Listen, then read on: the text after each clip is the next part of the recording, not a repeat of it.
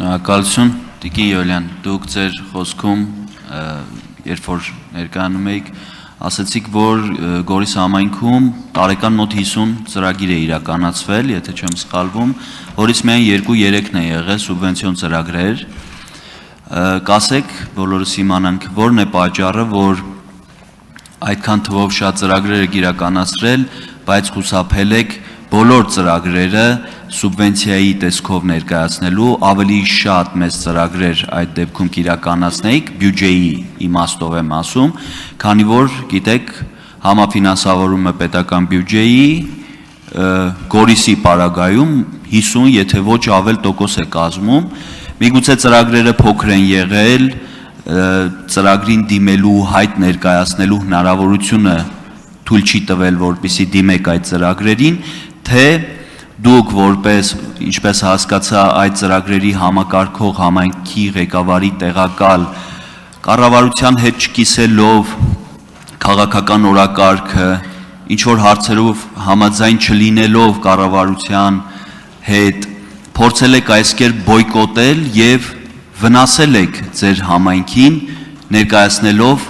փոքր թվով սուբվենցիոն ծրագրեր եւ ավելի քիչ ֆինանսական բյուջեի առումով ավելի քիչ ծրագրեր եք իրականացրել Գորիս համայնքի համար։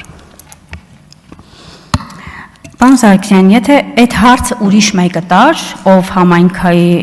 ղեկավար չի աշխատել, ճիշտ ասած ես կհասկանայի, բայց երբ որ դուք եք ինձ այդ հարցը տալիս, ես արդեն հասկանում եմ, որ դուք համայնքի հետ որևէ աղս չեք ունեցել, այսինքն փաստաթուղթ տվել են, դուք ստորագրել եք, որովհետև դուք շատ լավ գիտեք, որ համայնքների ֆոնդային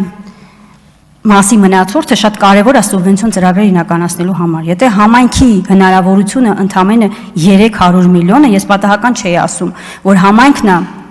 սուբվենցիոն ծրագրի նախաձեռնողը, եւ հետեւաբար, եթե այդ հնարավորությունը համայնքը չունի, ես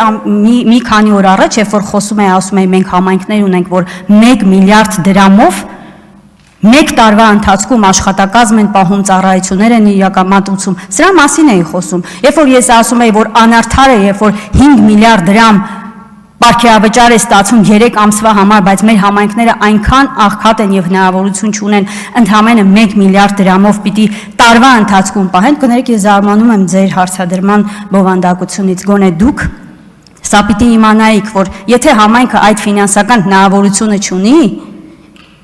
եթե համայնքը այդ ֆինանսական հնարավորությունը չունի, այդ գործիքակազմը չունի, որպեսզի ինքը լրացուցիչ ֆինանսական, նաև այս հանձնաժողովի իմիջիայլոց ես նայեցի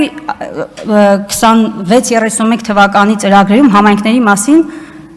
այդ բաժինը ամբողջովին խմբագրված էր։ Այ եթե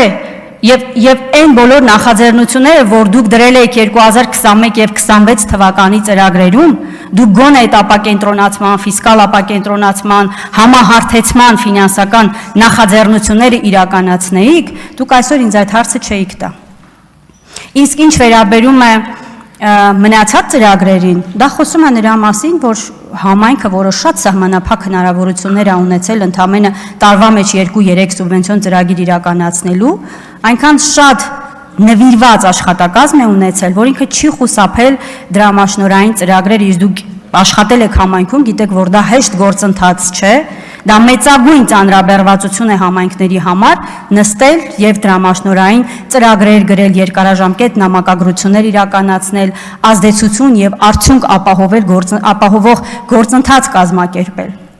Սա միայն դրա մասին է, իսկ ինչ վերաբերում է ընդհանուր կառավարման համակարգից, եթե իմ քաղաքական դիրքորոշումն եք ուզում իմանալ, համայնքը չի կարող որպես տեղական ինքնակառավարում օրենքով եւ սահմանադրությամբ իրավասություններ ունի, բայց պետական համակարգի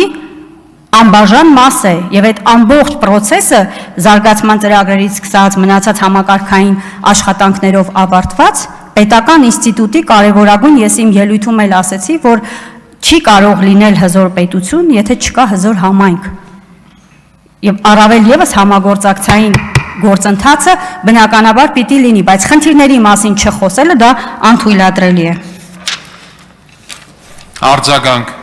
Տիկին Յոլյան, դուք ստիպեցիք, ես ձեզ հարցն եմ տալիս։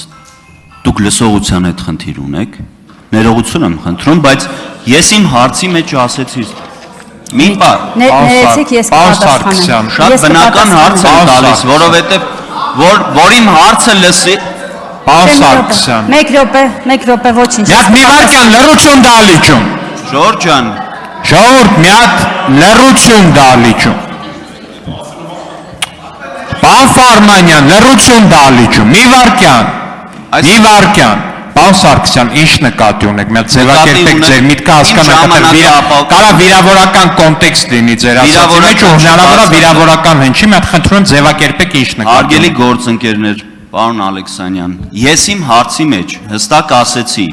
ծրագիրը թույլ չի տվել, ինչն է եղել պատճառը, այսինքն ես համայնքի ղեկավար լինելով այդ ամեն ինչը շատ լավ գիտեմ, ինչը կարա խոչընդոտ հանդիսանա, որպեսզի համայնքը չունենալով բյուջե կամ ծրագիրը, որ ներկայացնում են փոքր բյուջեով, չի հաստատվում, X թվից ավել պետք է լինի, որպեսզի մտնի սուբվենցիա, այսինքն հայտը ընդունի տկենը։